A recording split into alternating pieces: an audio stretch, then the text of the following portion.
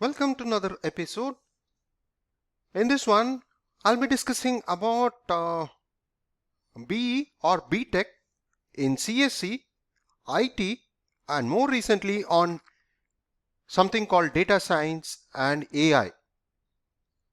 Is there a difference? Is there going to be better opportunities over the other? That is what I would like to discuss on in this presentation.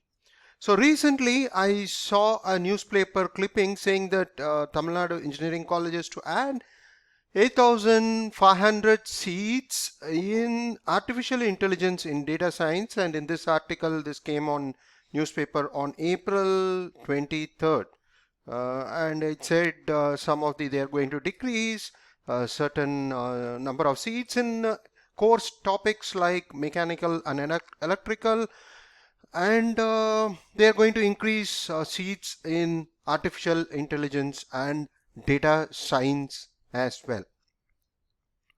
So no doubt there are opportunities in computer science and IT sector. No doubt it is evolving, and the job opportunities when you compare to the core, it is always been on the higher side uh, since last 2 or 3 decades. It has been more.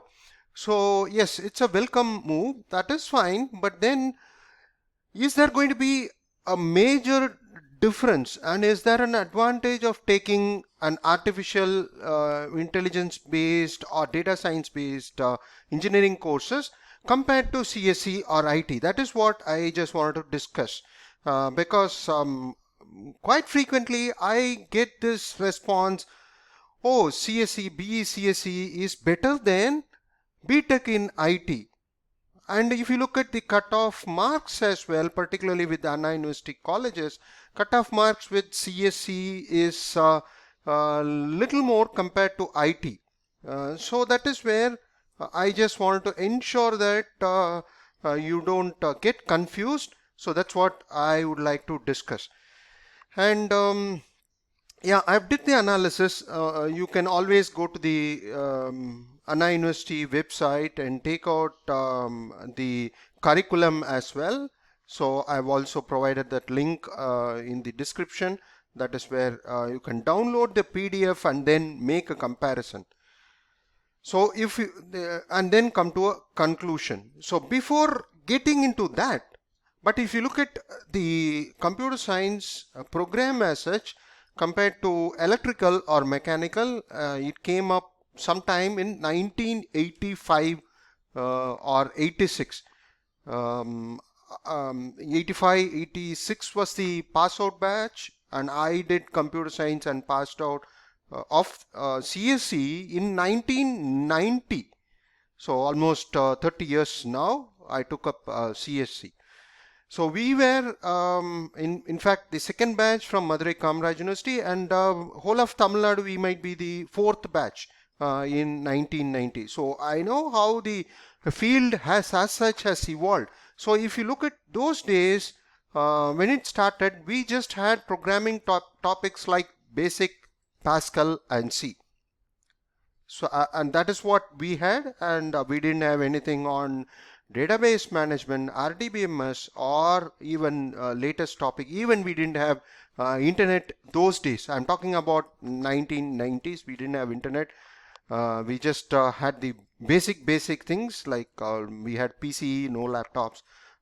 We just had topics like algorithm and programming fundamentals. Point again to note here is even client server technology, networks or Unix, where advanced topic we had it in 7th or 8th semester. So I mean, if you look at the syllabus itself now these days, there is these topics will not even find the place. Of course you will have networks, but totally an advanced topic. So yes, all of us who did in 80s 90s, we have acquired knowledge over the time. We have evolved along with the over the period of time, and I do take advanced topics as well as a part of the course itself. I offer courses as well. So even if you are the point I'm trying to convey is, even if you are taking the old curriculum, in the sense B as computer science or IT, it's all fine. Nothing something like data science or artificial intelligence. It's going to have you provide you with high hopes or job openings. It's not like that. So whichever, and again, I'll come to the point. I mean, point in the sense, if you compare the curriculum and not only the curriculum, so does these B-tech make a real difference? Because if you look at it, there are around 6 to 7 different different topic. One is that B in computer science, and then you have B-tech IT, and then B in data science, and then artificial intelligence. Is that going to make a real difference, and is there going to be more opportunities for one or the other? The answer is no, it will not have. It all depends on individual's capability. But from the curriculum perspective, what you see is just few paper of difference. You can download the syllabus. Few paper are different, and some elective papers would be different based on the course. Even there, you can take almost same elective papers. That's also a possibility, because all of them comes under the information technology or computer science department. So you can choose as you like, if the institute is going to allow, and if they have the appropriate faculty as well. And this point is important. It does not mean one is considered as an expert if he chooses one paper, particularly on artificial intelligence or probably data science. He cannot be considered an expert. Remember, all these are theoretical paper, and it's not something like, to be considered as an expert, you need to have a real-time exposure in projects. So having said that, so irrespective of the cutoff or I mean the course fees, you can choose whichever course you want. All of them will cover the most of the fundamentals on computer science. It is only that few papers and few electives is what is going to change.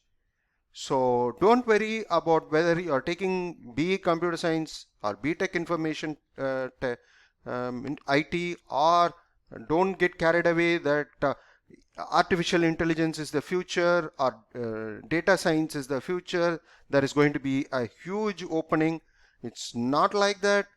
All of them has the base papers, all has the common. Few papers could vary, and again, as I said, since you have chosen few papers, that doesn't mean that you are an expert in that particular. It all depends on the project. It all depends on your attitude towards learning. It all depends on your practical exposure over the period of time. Then you can be considered as an expert over the period of time. So this is just for the knowledge or having your fundamentals right.